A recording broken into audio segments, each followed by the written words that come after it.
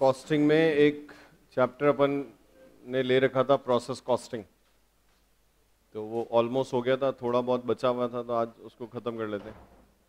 एक बार फॉर्मेट सोचोगे क्या था?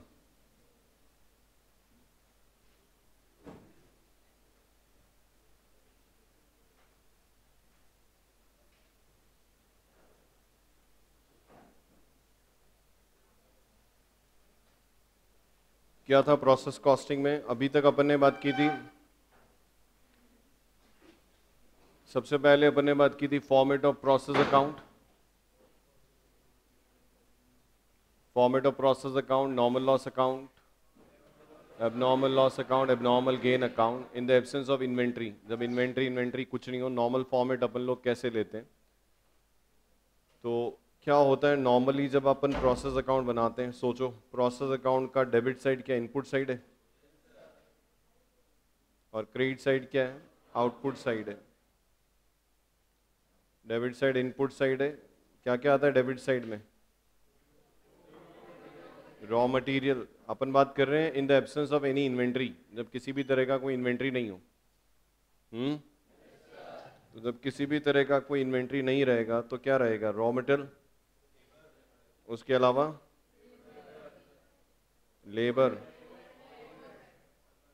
ओवरहेड्स और एनी अदर डायरेक्ट एक्सपेंस या कोई डायरेक्ट मटेरियल हो तो वो रहता है। फिर इधर क्या रहता है?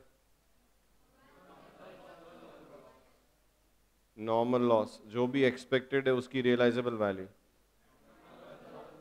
एबनॉर्मल लॉस, ये बैलेंसिंग फिगर रहता है। और finish goods transfer to next process, ये रहता है। और जितना यूनिट्स मिलना चाहिए अगर आउटपुट उससे ज़्यादा हो तो एबनॉर्मल गेन होता है। तो यहाँ पे क्या रहता है तुम्हारा? टू एबनॉर्मल गेन, ये बैलेंसिंग फिगर आता है। तो या तो बैलेंसिंग फिगर एबनॉर्मल लॉस आएगा या एबनॉर्मल गेन आएगा, ठीक है। और ये ऐसा हो सकता है दोनों नहीं आए, हो सकता है ना। फिर कॉस्ट पर यूनिट कैसे निकालते हैं बताओ? कॉस्ट पर यूनिट निकालने के लिए क्या होता है? Total cost minus realisable value of normal loss minus होता है उसमें से फिर आप इनपुट माइनस नॉर्मल लॉस, यही होता है। ऐसा करने से आपको मिलता है पर यूनिट कॉस्ट। कल से लेट आओ तो आना ही मत।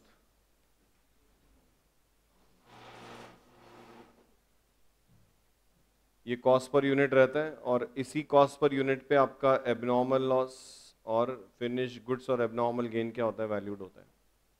आता है इतना? हाँ। उसके बाद नॉर्मल लॉस का फॉर्मेट क्या होता है? नॉर्मल लॉस का फॉर्मेट डिपेंड करता है कि एबनॉर्मल गेन है या नहीं है। अगर एबनॉर्मल गेन नहीं है इसका मतलब क्या हुआ? अगर एबनॉर्मल गेन नहीं है इसका मतलब क्या हुआ? जितना लॉस एक्सपेक्टेड था उतना हुआ है। तो नॉर्मल लॉस में यहाँ पे क्या आ जाता है? टू प्रोसेस अकाउंट, ठीक है, और बाय बाय कैश बैंक, बस ये अकाउंट बराबर हो जाता है। और अगर अपन बात करें कि नॉर्मल लॉस जब क्या हो? एबनॉर्मल गेन भी हो। तो क्या होता है एबनॉर्मल गेन होने से? फायदा तो ये कि एक्स्ट्रा यूनिट्स बनती है। और लॉस क्या है?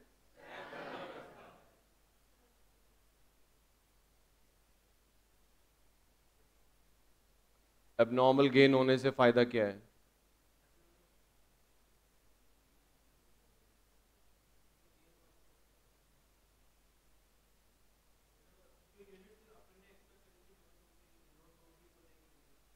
हम्म।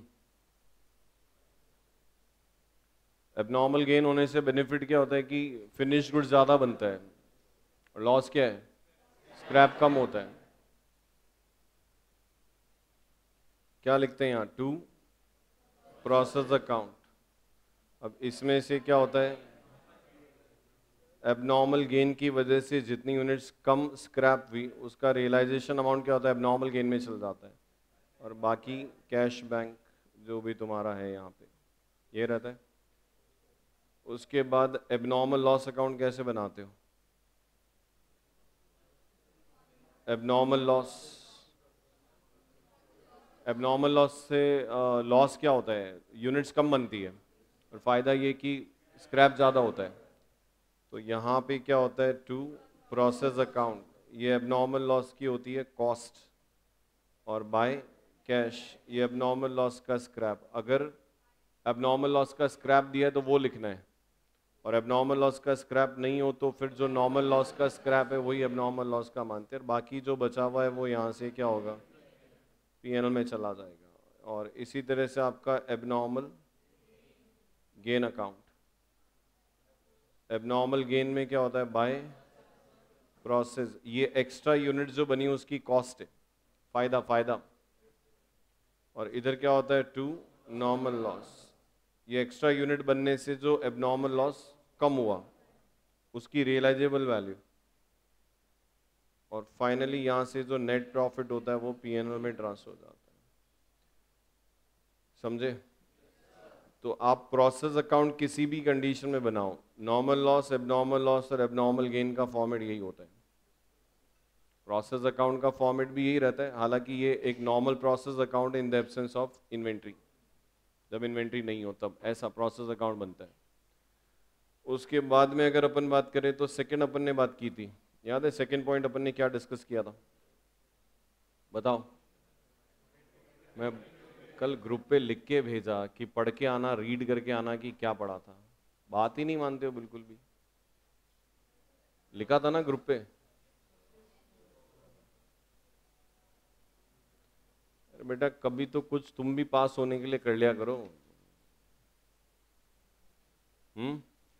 जो तो लिख के भेजा कि इतने दिन हो गए, 8-10 दिन हो गए, एक बार रीड करके आना कि क्या पढ़ा था।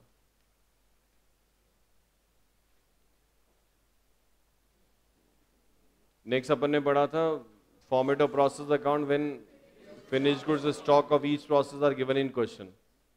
हर प्रोसेस का क्या दिया हुआ, फिनिश्ड गुड स्टॉक दिया हो। ऐसा कब होता है, ऐसा कब होता है बताओ? फिनिश्ड गुड स्टॉक की नौबत कब आती है हर प्रोसेस में फिनिश्ड गुड स्टॉक अकाउंट बनाने की? अगर सब्सीक्वेंट प्रोसेस का स्पीड क्या हो, स्लो, और पीछे के जो प्रोसेस है उनका स्पीड क्या हो, फास्ट हो। तो फिर क्या होता है कि डायरेक्ट प्रोसेस में ट्रांसफर करने के बजाय हम लोग क्या करते हैं, स्टॉक अकाउंट में ट्रांसफर करते हैं। तो फिर गुड्स का फ्लो कैसे रहता है, प्रोसेस फर्स्ट से प्रोसेस फर्स्ट स्टॉक में जाता है, फिर प्रोसेस सेकंड में जाता है, फिर वहां से प्रोसेस सेकंड के स्टॉक में आता है। तो प्रोसेस अकाउंट तो बनता है वैसे ही बनता है, सिर्फ उसमें अपने को क्या होता है, स्टॉक अकाउंट बनाना पड़ता है। तो आप मुझे सोच के बताओ, फिनिश गुड्स स्टॉक प्रोसेस के अंदर होता है बाहर होता है? बाहर होता है। तो finish goods stock process account के अंदर नहीं आएगा। तो प्रोसेस अकाउंट तो बनता है वैसे ही बनेगा। फिर उसमें एडिशनली सिर्फ ये समझना था कि आपको प्रोसेस स्टॉक अकाउंट कैसे बनाना है। अब प्रोसेस स्टॉक अकाउंट बनाने के आपके पास कितने ऑप्शन है, 3 है, फीफो, लीफो और वेटेड एवरेज। तो यहां क्या होता है, opening stock of finish goods, और ये प्रोसेस फर्स्ट से जो भी बन के आएगा वो यहाँ पे आ जाएगा। अब इसमें बाय प्रोसेस सेकंड और बाय क्लोजिंग स्टॉक। अगर अब क्या होता है देखो, प्रोसेस सेकंड में कितना ट्रांसफर हुआ, क्लोजिंग स्टॉक कितना, इनकी यूनिट्स पता होती है, इनकी अपने को क्या होता है, वैल्यू निकालनी होती है। तो आप इनमें से किसी एक को वैल्यूड कर लोगे तो दूसरा बैलेंसिंग फिगर निकाल सकते हो। फर्स्ट इन फर्स्ट आउट का मतलब क्या होता है, जो ओपनिंग में था वो सबसे पहले ट्रांसफर हुआ है। तो आप क्या कर सकते हो, क्लोजिंग स्टॉक को इस पे वैल्यूड कर सकते हो, जो प्रोसेस फर्स्ट से इस पीरियड में ट्रांसफर होकर आया ना, उस पे आप क्लोजिंग स्टॉक वैल्यूड कर लो, बैलेंसिंग फिगर ये निकाल सकते हो। और अगर आप last in first out method follow करोगे ना, लास्ट इन फर्स्ट आउट, तो ये जो ट्रांसफर हुआ है ना वो इसमें से हुआ है, तो आप इसकी कॉस्ट पे आप इसको वैल्यूड कर सकते हो, और बैलेंसिंग फिगर उस केस में क्या होगा, क्लोजिंग स्टॉक निकल जाएगा। और वेटेड एवरेज मेथड में क्या होता है, वेटेड एवरेज मेथड में क्या होता है? वेटेड एवरेज मेथड में ये जो बच रहा है ना आपका, ये किसमें से? इनमें से है। तो आपको क्या करना है, ओपनिंग का जो कॉस्ट है ये वाला, प्लस करंट पीरियड का जो ट्रांसफर कॉस्ट है ये वाला, डिवाइड बाय ओपनिंग की यूनिट प्लस ट्रांसफर, इनटू या तो फिनिश गुड्स कर लो, मतलब जो ट्रांसफर टू नेक्स्ट प्रोसेस है वो कर लो, और या इनटू क्या करो, क्लोजिंग स्टॉक कर लो। तो इस केस में प्रोसेस अकाउंट तो जो बनते हैं वैसे ही बनते हैं, सिर्फ एडिशनली अपने को यहाँ पे क्या होता है, प्रोसेस स्टॉक अकाउंट बनाना पड़ता है। बाय डिफॉल्ट फीफो मेथड लेते हैं, बाकी क्वेश्चन स्पेसिफाई कर दे वेटेड एवरेज लेना है तो वेटेड एवरेज लेना पड़ेगा। फिर उसके बाद सबसे इंपॉर्टेंट होता है क्या चीज, format of process account, format of process first account when WIP stocks are given in question। Format of process account या preparation of process first account when opening WIP are given in question, मतलब process के अंदर क्या हो, work in progress हो। अब उस case में दो कंडीशन जनरली रहती है, एक तो ये रहता है कि when opening WIP is not given, और एक होता है when opening WIP is given. अगर ओपनिंग WIP नहीं है ना तो फीफो, लीफो या वेटेड एवरेज नहीं लगाना होता है। और अगर आपको ओपनिंग WIP गिवन है तो फिर आप क्या कर सकते हो, फीफो, लीफो या वेटेड एवरेज लगा सकते हो। बाय डिफॉल्ट फीफो कब यूज कर सकते हो, जब ओपनिंग WIP का लेवल ऑफ कंप्लीशन आपको दिया हुआ हो। और बाय डिफॉल्ट वेटेड एवरेज कब लगा सकते हो, बाय डिफॉल्ट वेटेड एवरेज तब लगा सकते हैं जब आपको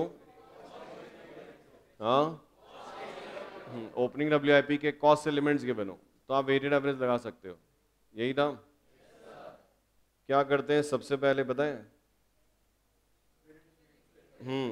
सबसे पहले अपन स्टेटमेंट ऑफ इक्विवेलेंट यूनिट बनाते हैं। उसमें ये होता है तुम्हारा इनपुट साइड और ये आउटपुट की यूनिट साइड। बाकी क्या करते हैं, मटेरियल, लेबर, ओवरहेड के लिए इसको एक्सपांड कर देते हैं।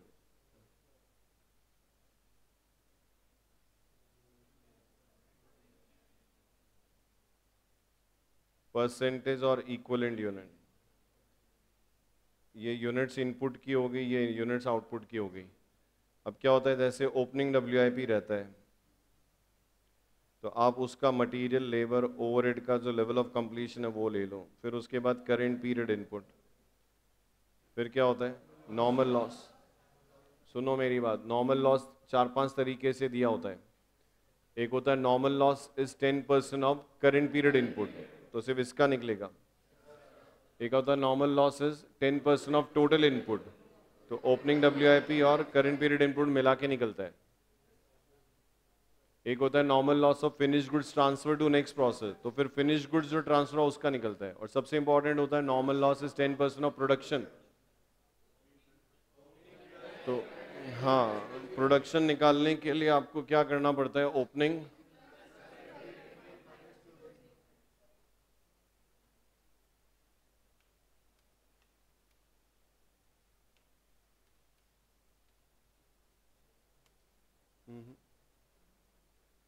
उससे चल गई।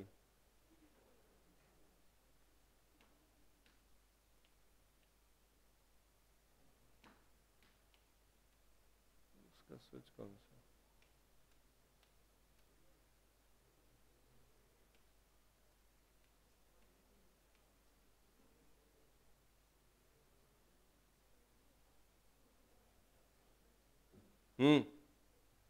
सोचो सोचो, क्वेश्चन करने पड़ेंगे अभी। अगर आपको बोला कि normal loss is 10% of production, तो फिर वो opening plus current period input minus closing WIP करना पड़ेगा। नॉर्मल लॉस आ जाएगा, नॉर्मल लॉस के सामने हमेशा लेवल ऑफ कंप्लीशन निल रहता है। उसके बाद एबनॉर्मल लॉस। अब एबनॉर्मल लॉस के एक्चुअल में क्या करना है, यहाँ पे वही लेना है जो करंट पीरियड में कंप्लीट हुआ है। और तरीका वही रहता है कि आप एंड लेवल ऑफ कंप्लीशन में से बिगिनिंग का लेवल ऑफ कंप्लीशन माइनस करो। तो एंड लेवल ऑफ कंप्लीशन में से बिगिनिंग का लेवल ऑफ कंप्लीशन क्या होता है, माइनस करना पड़ता है। और ये बात अपन ने की थी कि नॉर्मल लॉस एबनॉर्मल लॉस कभी भी ओपनिंग डब्ल्यूआईपी से कन्वर्ट नहीं होगा, क्योंकि जो ओपनिंग डब्ल्यूआईपी है ना वो पिछले पीरियड का क्लोजिंग डब्ल्यूआईपी है, जो already normal abnormal loss adjust करने के बाद का है। तो वो जब करंट ईयर में बचा हुआ कंप्लीट होगा ना, तो उसमें से कभी वो नॉर्मल या एबनॉर्मल लॉस में कन्वर्ट नहीं हो सकता। मतलब ये हुआ कि नॉर्मल या एबनॉर्मल लॉस जो भी होगा, सुन रहे हो, नॉर्मल या एबनॉर्मल लॉस जो भी होगा वो इसमें से होगा। तो एबनॉर्मल लॉस के सामने क्या लेते हैं, 100% या जो परसेंटेज क्वेश्चन के अंदर क्या हो, गिवन हो। क्योंकि बाय डिफॉल्ट अपन ये मानते हैं कि एबनॉर्मल लॉस जो आइडेंटिफाई हुआ है ना, एबनॉर्मल लॉस जो प्रोसेस में आइडेंटिफाई हुआ है वो प्रोसेस कंप्लीट होने के बाद हुआ है, इसलिए एबनॉर्मल लॉस का by default level of completion क्या होता है, 100% होता है। समझे। उसके बाद रही बात किसकी, फिनिश गुड्स की। फीफो मेथड में क्या होगा, इसके दो पार्ट हो जाते हैं, कुछ ओपनिंग डब्ल्यूआईपी में से और कुछ करंट पीरियड इनपुट में से। अब नाटक हमेशा ओपनिंग डब्ल्यूआईपी के सामने ही रहता है। अब ओपनिंग डब्ल्यूआईपी के सामने क्या लिखना होता है, 100% minus percentage of completion of opening WIP. क्योंकि ओपनिंग, ये जो फिनिश गुड्स ओपनिंग डब्ल्यूआईपी से कन्वर्ट हुआ ना, उसका एंड लेवल ऑफ कंप्लीशन अभी 100% है, और उसका बिगिनिंग में जो लेवल ऑफ कंप्लीशन था वो क्या होगा, माइनस करना पड़ेगा। तो आपको 100% minus percentage of completion of opening WIP minus करना पड़ेगा। और रही बात जो finish goods current period input से कन्वर्ट हुआ है, उसमें सबके सामने क्या होता है, 100%। और क्लोजिंग डब्ल्यूआईपी के सामने, क्लोजिंग डब्ल्यूआईपी के सामने जो भी परसेंटेज क्वेश्चन में क्या हो, गिवन हो, तो ये इक्विवेलेंट यूनिट मटेरियल की, लेबर ओवरहेड की आ जाएगी। समझ में आया। उसके बाद अपन निकालते हैं cost per unit of input. तो आप मटेरियल की जो कॉस्ट है वो ले लो, लेबर की कॉस्ट और ओवरहेड की कॉस्ट ले लो। अगर रॉ मटेरियल के अलावा कोई डायरेक्ट मटेरियल है तो वो इसी में क्या होता है, ऐड हो जाता है। इसमें से जो भी तुम्हारा नॉर्मल लॉस का रियलाइजेशन वैल्यू माइनस हो जाता है। फिर अपन इसको डिवाइड करते हैं किससे, इक्विवेलेंट यूनिट से हम लोग इसको क्या करते हैं, डिवाइड करते हैं। तो ये कॉस्ट पर यूनिट आ जाती है। फिर उसके बाद बनता है तुम्हारा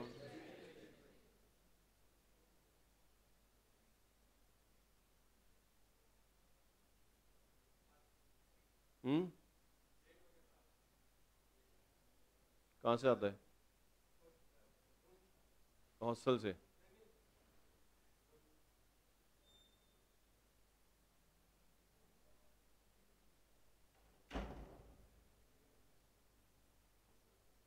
वैल्यूएशन स्टेटमेंट, पसरो मत। वैल्यूएशन स्टेटमेंट में, हाँ बोल नियति, क्या लिखना है, किसका वैल्यूएशन होता है, एबनॉर्मल लॉस, फिनिश गुड्स और क्लोजिंग डब्ल्यूआईपी। और यहाँ पे आता है तुम्हारा ओपनिंग डब्ल्यूआईपी, मटेरियल, लेबर और ओवरहेड। अब ओपनिंग डब्ल्यूआईपी का जो कॉस्ट है वो क्या होता है, फिनिश गुड्स में आता है। बाकी यहाँ पे आपको equivalent unit into cost per unit करना है। और उसके बाद में जैसे प्रोसेस अकाउंट बनाते वही बनाना है। समझ गए। अगर मैं इसी को लीफो, हालांकि कुछ काम का नहीं है, पर इसी को लॉजिकली अगर अपन कन्वर्ट कर दें किस में, लास्ट इन फर्स्ट आउट, तो क्या होगा अगर लास्ट इन फर्स्ट आउट में जाओगे तो बताओ,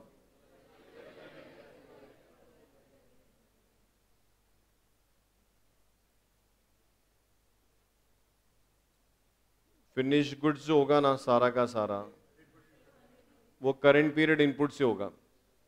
और सोचो फिनिश गुड्स का लेवल ऑफ कंप्लीशन 100% और बिगनिंग में उसका लेवल ऑफ कंप्लीशन क्या था, 0 था। तो फिनिश गुड्स के सामने इन ऑल केस यहाँ पे क्या होगा, 100% आएगा। और अब तुम्हारा क्लोजिंग WIP का दो पार्ट हो जाएगा, एक ओपनिंग WIP से और एक तुम्हारा करंट पीरियड इनपुट से। क्या लिखेंगे ओपनिंग WIP के सामने?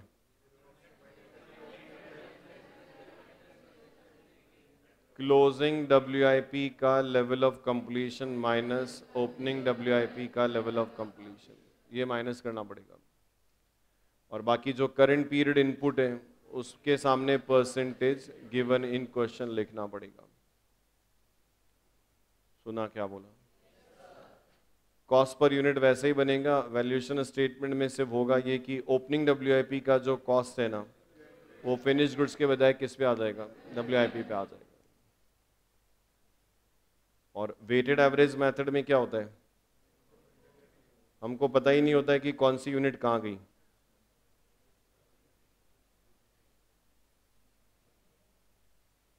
तो वेटेड सोचना पड़ेगा, तुम्हारा काम है वो। वेटेड एवरेज मेथड में क्या होगा, ओपनिंग WIP और करंट पीरियड इनपुट होता है। अब उसमें से हमको पता नहीं होता है कि कौन सी यूनिट कहां गई। तो क्या होता है वेटेड एवरेज मेथड में, पता है जो आउटपुट साइड होता है ना, आउटपुट साइड किसका, इक्विवेलेंट यूनिट स्टेटमेंट का जो आउटपुट साइड है ना वो वैसे बनता है जैसे ओपनिंग WIP नहीं हो। तो वेटेड एवरेज मेथड में क्या होता है, वेटेड एवरेज मेथड में क्या होता है, फिनिश गुड्स और क्लोजिंग WIP के ऐसे जो डिवाइडेशन हो रहे थे ना वो नहीं होते हैं। तो बस ये ठीक है, फिनिश गुड्स और ये क्लोजिंग WIP, इसके सामने इन ऑल रेस्पेक्ट 100% और इसके सामने परसेंटेज गिवन।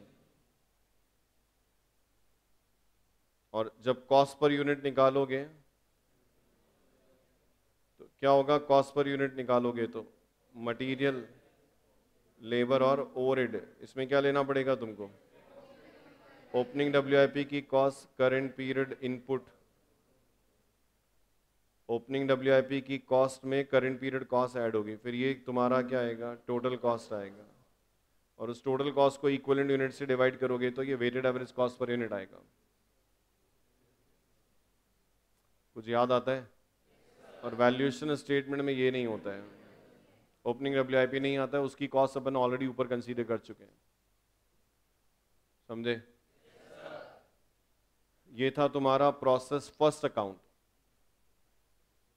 फीफो लीफो और वेटेड एवरेज से। और अगर ओपनिंग WIP नहीं है तो बहुत बढ़िया, फीफो लीफो वेटेड एवरेज कुछ लगाने की जरूरत ही नहीं है। लॉजिक इतना सा है कि इस सेक्शन में आपको क्या करना है पता है, ये जो सेक्शन है इसमें सिर्फ करंट पीरियड का ही आपको क्या करना है, आउटपुट लेना है। करंट पीरियड में कितना बना वो देखना है। तो आपको हमेशा एंड लेवल ऑफ कंप्लीशन में से बिगिनिंग का लेवल ऑफ कंप्लीशन क्या होगा माइनस करना पड़ेगा। समझे क्या? फिर अपन ने तीसरा पॉइंट पढ़ा था, कौन सा, format of preparation of process second account, preparation of process second and subsequent account when WIP stocks are given in question। इसमें भी वही है, ओपनिंग WIP होगा तो लीफो फीफो वेटेड एवरेज लगेगा, और नहीं होगा तो नहीं लगेगा। अब इस केस में इंपॉर्टेंट क्या है, इसको टू मटेरियल कॉन्सेप्ट भी बोलते हैं, M1 और M2। M1 क्या होता है, जो प्रीवियस प्रोसेस से ट्रांसफर होके आया, प्रीवियस प्रोसेस से जो ट्रांसफर हो गया है वो क्या है, M1। और जो करंट प्रोसेस में जो इनपुट हुआ है वो क्या है, M2 है। प्रोसेस 1 में तो क्या करते थे, इनपुट और डायरेक्ट मटेरियल को ऐड करके मटेरियल बोलते हैं। पर यहाँ पे क्या हो रहा है कि प्रोसेस फर्स्ट से जो प्रोसेस सेकंड में आया या प्रोसेस सेकंड से जो प्रोसेस थर्ड में गया उसको बोलते हैं M1।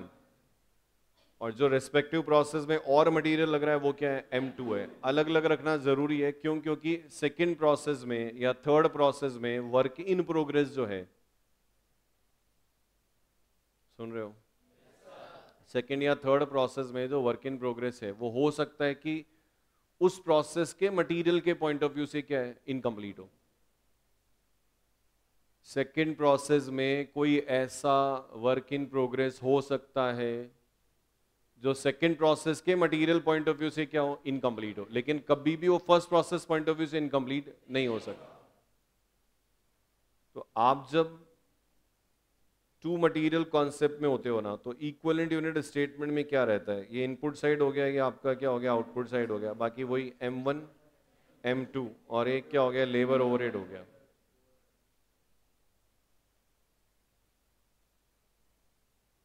तो अपन इसको M1 बोल सकते हैं, ये लेबर हो गया, सॉरी M2 हो गया, ये लेबर ओवरहेड हो गया। अलग अलग बनेगा अगर लेवल ऑफ कंप्लीशन अलग अलग है पॉइंट से। तो अब यहाँ क्या होता है, ओपनिंग WIP। समझने वाली बात यह है कि प्रोसेस सेकंड में अगर तुम हो, बिना सोचे कुछ होगा नहीं, आपको सोचना पड़ेगा कि बात क्या कर रहे हैं, बाकी कुछ नहीं है, टाइम ऐसे निकल जाएगा, कुछ पता नहीं चलेगा। तो सेकंड प्रोसेस का कोई वर्क इन प्रोग्रेस है, सेकंड प्रोसेस का क्या है, कोई वर्क इन प्रोग्रेस है, इसका मतलब second process point of view से इनकम्प्लीट है ना। अब मैं बोलूँ तुम्हारा अकाउंट्स 20% हुआ, तो मैं कौन सी अकाउंट्स की बात कर रहा हूँ, इंटर की बात कर रहा हूँ, फाउंडेशन की बात कर रहा हूँ, इंटर की। जब तुम इंटर में हो तो मैं इंटर की बात करूंगा ना कि भाई तुम्हारा इंटर का अकाउंट्स इतना हुआ है। तो अगर सेकंड प्रोसेस में कोई वर्क इन प्रोग्रेस है तो उसका जो लेवल ऑफ कंप्लीशन दिया है ना, वो second process point of view से दिया हुआ है। ओपनिंग WIP कौन से प्रोसेस का है, सेकंड का। तो यार लेवल ऑफ कंप्लीशन भी सेकंड के पॉइंट से होगा ना, फर्स्ट के पॉइंट से क्यों बोलेंगे, फर्स्ट के पॉइंट ऑफ व्यू से तो इनकम्प्लीट कभी हो ही नहीं सकता है। तो अगर आपको ओपनिंग WIP का मटेरियल, लेबर और ओवरहेड का लेवल ऑफ कंप्लीशन दिया हुआ है, दैट मींस वो M2 है। इंटर का कोई बच्चा है तो उसकी तारीफ में यह कहना गलत है कि वो फाउंडेशन कंप्लीट है। तो बाय डिफॉल्ट ही इंटर में कोई बच्चा है तो फाउंडेशन क्लियर ही है ना। तो अक्कल लगाओ ना, थर्ड प्रोसेस में कोई वर्क इन प्रोग्रेस है तो वो अगर WIP थर्ड प्रोसेस का है तो लेवल ऑफ कंप्लीशन जो क्वेश्चन में गिवन है थर्ड प्रोसेस का देंगे ना, सेकंड का क्यों देंगे, सेकंड से तो कंप्लीट हो गई, थर्ड में गया ना वो। तो अगर WIP सेकंड प्रोसेस का है तो लेवल ऑफ कंप्लीशन भी सेकंड प्रोसेस की कॉस्ट है। सुना? तो क्वेश्चन में बोल देते हैं मटेरियल 80%। अब सेकंड प्रोसेस का ओपनिंग WIP है, सेकेंड प्रोसेस का ओपनिंग WIP है, बोल रहे मटेरियल 80% कंप्लीटेड, इसका मतलब सेकेंड प्रोसेस का मटेरियल 80% कंप्लीट है, फर्स्ट प्रोसेस के लिए थोड़ा बोल रहे हो। बाकी तुम्हारा करंट पीरियड इनपुट, ये कहां से आता है करंट पीरियड इनपुट, ये ट्रांसफर फ्रॉम प्रोसेस फर्स्ट है। अब ठीक है, ये ओपनिंग WIP की यूनिट्स होगी और ये करंट पीरियड ट्रांसफर हो गया, दोनों में सिमिलर क्या है वो बताओ। दोनों प्रोसेस फर्स्ट से ही ट्रांसफर में फर्क इतना सा है कि ये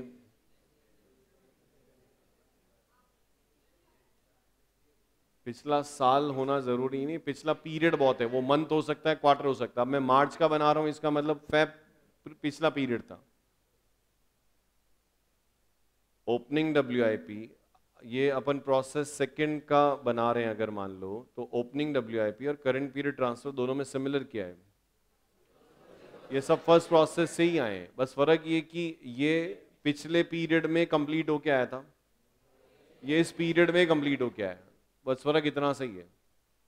अब यहाँ पे क्या होता है, नॉर्मल लॉस होगा, तो नॉर्मल लॉस हो सकता है, वही आपका क्या हो सकता है, एबनॉर्मल लॉस हो सकता है। फिनिश गुड्स अगर आप फीफो मेथड में हो तो ओपनिंग WIP और करंट पीरियड इनपुट करना पड़ेगा। और रही बात बाकी तुम्हारा क्लोजिंग WIP, उनको मत बेटा, तुमको कितना समझ में आएगा ये तुम पे डिपेंड करता है, मेरे पे कुछ नहीं डिपेंड करता है, मैं तो सिर्फ एक गाइडलाइंस दे सकता हूँ। आप कितना समझ पा रहे हो, आप कितना कर पा रहे हो, इट्स ऑल ऑन यू। आप क्या करोगे एग्जाम में वो भी तुम पे डिपेंड करता है। फाउंडेशन का एग्जाम दे चुके हो तो कोई पेपर अच्छा हुआ कोई बुरा हुआ उसमें पेपर या हमारा कोई रोल नहीं है। उसमें रोल आपकी प्रिपरेशन का है कि तुमने कितना प्रिपेयर किया। जिस सब्जेक्ट को तुमने इंटरेस्ट से पढ़ा, प्रिपेयर अच्छा किया, वो अच्छा हुआ। जिसको तुमने इंटरेस्ट से नहीं पढ़ा, कम टाइम दिया, वो तो खराब हुआ है। तो थिंक अबाउट इट, ये तुम्हारी रिस्पॉन्सिबिलिटी यहां बैठ के पढ़ने की।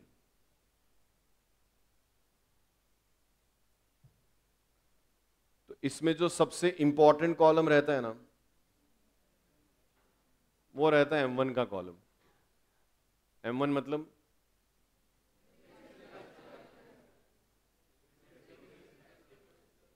पिछले प्रोसेस से जो ट्रांसफर हुआ उसकी कॉस्ट को क्या बोलते हैं? M1 बोलते हैं। बाकी ये जो M2 लेबर ओवरहेड है ना, ये तो सेकेंड प्रोसेस का कॉस्ट एलिमेंट है। तो नॉर्मल लॉस के सामने कोई लोड ही नहीं है। अब आप मुझे ये बताओ कि एबनॉर्मल लॉस अगर हुआ है तो किस में से हुआ?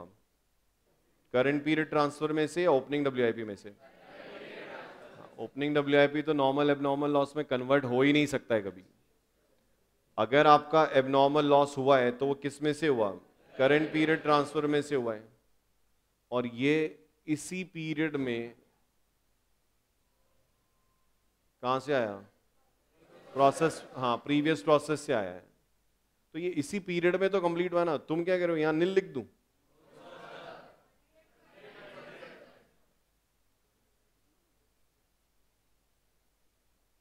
अब आप कह रहे हो ये तो सर 100% कंप्लीटेड है प्रीवियस प्रोसेस से, तो नो डाउट 100% ही कंप्लीटेड है ना, मैं क्या मना कर रहा हूं?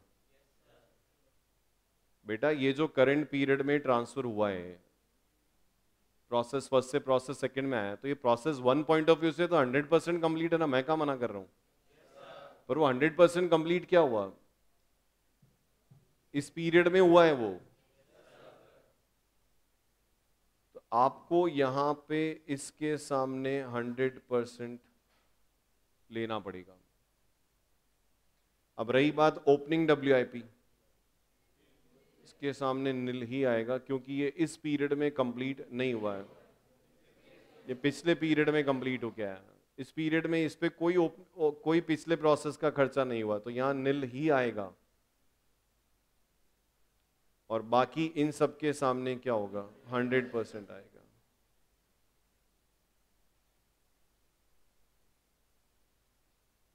अब या तो समझ लो या ध्यान रखो कि M1 कॉलम में ओपनिंग WIP के सामने नील आएगा, बाकी सबके सामने 100%। और रही बात जहां तक नॉर्मल लॉस है, तो नॉर्मल लॉस के सामने कभी भी कोई लेवल ऑफ कंप्लीशन नहीं आता है। और अब बताओ एबनॉर्मल लॉस के सामने यहां क्या लिखना है? यहां पे 100% और गिवन इन क्वेश्चन। अब यहां पे क्या लिखोगे ओपनिंग WIP के सामने? 100% माइनस ओपनिंग WIP का लेवल ऑफ कंप्लीशन। और इसके सामने क्या होने वाला है? 100% और इसके सामने गिवन इन क्वेश्चन।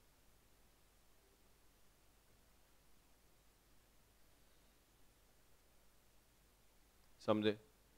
बाकी कॉस्ट पर यूनिट निकालोगे तो कॉस्ट पर यूनिट में क्या होगा? M1 हो जाएगा, M2 हो जाएगा, लेबर हो जाएगा और ओवरहेड हो जाएगा। सही है? ये M1 की कॉस्ट, M2 की कॉस्ट, लेबर और ओवरहेड। और इसमें से क्या होगा? जो भी तुम्हारा नॉर्मल लॉस का रियलाइजेशन वैल्यू माइनस हो जाएगा। आप इसको इक्विवेलेंट यूनिट से डिवाइड कर लो, कॉस्ट पर यूनिट आ जाएगा। वैल्यूएशन स्टेटमेंट में क्या होएगा पता है? वैल्यूएशन स्टेटमेंट में ओपनिंग WIP, फिर M1, फिर M2, लेबर और ओवरहेड, नीचे टोटल आएगा। इधर abnormal loss, finished goods, closing WIP। अब ओपनिंग WIP किस में आएगा? फिनिश्ड गुड्स में आ जाएगा, है ना? और बाकी यहां पे क्या होने वाला है? वही इक्वल। अब एक बात को मेरी ढंग से समझना, थोड़ा सा इन्वॉल्व रहना ना, थोड़ा विजुलाइज करना। क्लोजिंग WIP में M1 का लेवल ऑफ कंप्लीशन 100% था। क्लोजिंग WIP में M1 का लेवल ऑफ कंप्लीशन 100% था। बोलो। तो यहाँ पे क्या होगा, M1 आएगा, M2 आएगा, लेबर आएगा और ओवरहेड आएगा। इसका मतलब ये हुआ कि क्लोजिंग WIP की जो टोटल कॉस्ट आएगी ना यहाँ पे, उसके अंदर M1 की कॉस्ट क्या है, एडेड है। अब जब ये अगली बार ओपनिंग WIP बनेगा तो वापस M1 नहीं आना चाहिए।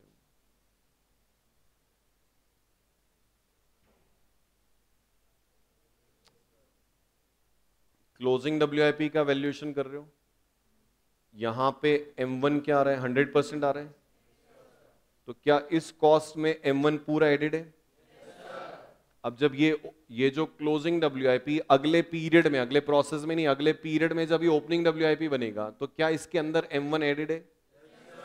एडेड है ना, पूरा एडेड है। तो अगली बार जब उसको वैल्यूड करोगे तो क्या उसके अंदर M1 की कोई कॉस्ट चार्ज होनी चाहिए क्या? इसीलिए वो ओपनिंग WIP के सामने नेक्स्ट पीरियड में क्या होता है, निल आएगा। क्योंकि आप पिछली बार जब वो क्लोजिंग WIP था, जब तुमने उसको वैल्यूड किया था तो उसके अंदर M1 ऑलरेडी क्या था, एडेड था। अब भी आया तो बढ़िया, नहीं आया तो मैं कुछ नहीं कर सकता। फिर तो मैं यही कह सकता हूँ M1 वाले कॉलम में ध्यान रखो, ओपनिंग WIP के सामने निल आता है। रीजन मैंने बता दिए दोनों तीनों तरीके से, बाकी जैसा तुमको ठीक लगे। देखो, कॉन्सेंट्रेटेड तो रहना पड़ेगा, वरना तो 100% चांस है कि मिस्टेक होनी है। और आप कॉन्सेंट्रेटेड नहीं रहोगे तो हर जगह गलतियां करोगे। फोकस होना चाहिए, जब भी पढ़ो दिमाग एक ही जगह होना चाहिए।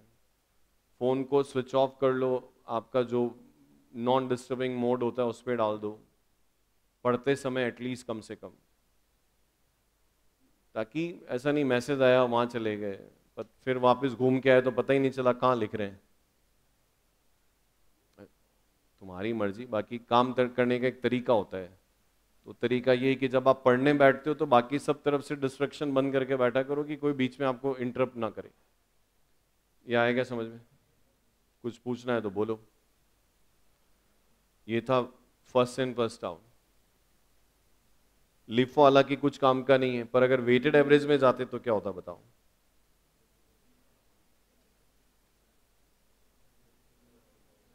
डिवाइडेशन नहीं होगा, तो बस अब जब डिवाइडेशन नहीं होगा तो आउटपुट साइड में ओपनिंग WIP का कोई पार्ट आएगा ही नहीं, तो फिर क्या होगा, सबके सामने 100% लेना पड़ेगा। ये भी 100% आएगा।